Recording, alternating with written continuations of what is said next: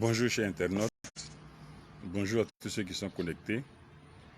Ce matin, c'est un grand plaisir pour moi de m'adresser à vous, de vous faire part d'un message concernant Dieu. Et aujourd'hui, je voudrais aborder le sujet de la divinité. Mais avant tout, je voudrais souligner que nous allons tenter ensemble de corriger les erreurs de la théologie que nous connaissons tous. Je ne vais pas rentrer dans les détails, mais nous savons déjà comment la plupart des communautés religieuses pensent. Nous savons un peu l'esprit, sinon les opinions qu'ils ont de la divinité en commun. Nous savons que Dieu est Dieu, c'est ce que nous savons, mais des communautés religieuses estiment qu'il y a un Dieu qui est déjà visible, un Dieu qui a déjà vécu sur la terre. Voilà, un Dieu qui a régné parmi les hommes qu'on appelle Jésus. Mais bien avant qu'on traite fondamentalement le cas de Jésus, nous allons rester un peu fixés sur la notion de divinité pour savoir ce que c'est que la divinité.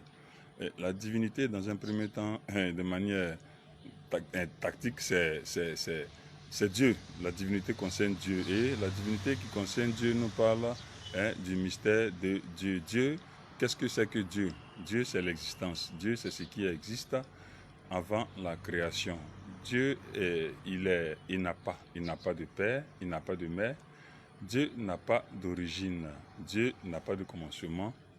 Et donc, la divinité n'a pas de commencement. La divinité se résume par l'existence.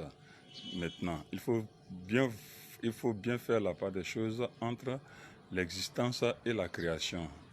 La création est une existence, mais on peut la traiter comme une sous-existence parce qu'elle provient de l'existence, je peux appeler ça, que nous avons trouvé. Voilà, pour ne pas créer un mot qui n'existe pas.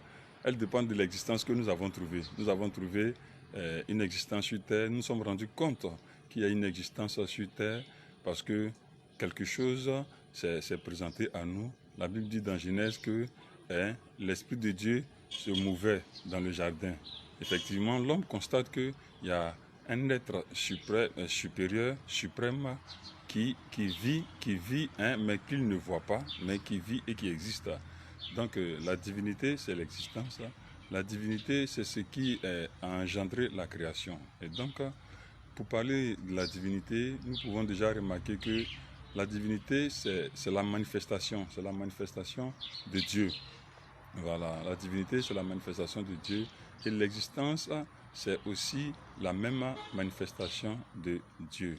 Dieu se manifeste dans l'existence sur toutes les formes, sinon à travers trois principales formes qui sont l'omniscience, l'omnipotence et l'omniprésence. Cette existence qui n'a pas de commencement ne se reproduira pas dans la création. Elle ne se reproduira pas dans la création parce que la création ne saura jamais l'origine de cette existence. Ça, c'est un peu les limites de la réflexion, les limites de l'intelligence.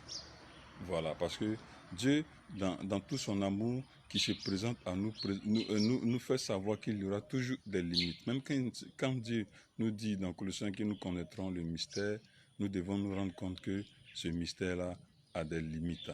Voilà, nous aurons des limites dans le mystère de Dieu que nous découvrirons. Nous aurons forcément des limites. Je fais un rapprochement direct pour parler de Jésus en même temps. Lorsque la Bible nous dit que Dieu donne toute sa plénitude à Jésus-Christ, reconnaissons encore, sinon faisons un rapport direct pour comprendre que la plénitude, toute la plénitude dont parle la Bible est une plénitude avec limite. Jésus reçoit la plénitude de Dieu avec limite parce que Dieu, il est Dieu, il est unique, il est insondable. C'est un Dieu que nul ne peut pénétrer. Voilà. Et donc, il se présente à nous de manière superficielle pour que dans le mystère, nous puissions toujours reconnaître sa suprématie. Et la divinité, c'est une volonté manifeste à travers la création. Ok? Voilà. Donc, pour faire un petit résumé sur la divinité, Dieu se reproduit, mais pas intégralement. Voilà, parce que d'autres diront, mais qu'est-ce que c'est que l'image de Dieu? Ben, Dieu a créé l'homme à son image, mais Jésus est l'image de Dieu invisible, beaucoup de choses comme ça.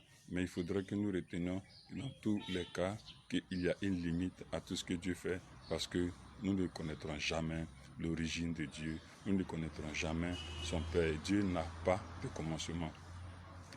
Et voilà, ok, Dieu n'a pas de commencement. Voilà, mais il est le commencement de la création. Dieu est le commencement de la création. Voilà, tout ce qui naît dès le premier instant de la création vient de Dieu. Voilà, c'est Dieu le créateur. La divinité, c'est Dieu le créateur et non Dieu créé. Tout ce qui est créé n'est pas le Dieu unique, n'est pas le véritable Dieu. Donc, concernant la divinité, c'est un peu ce que je pense selon les Écritures. Et voilà, et donc que Dieu nous bénisse.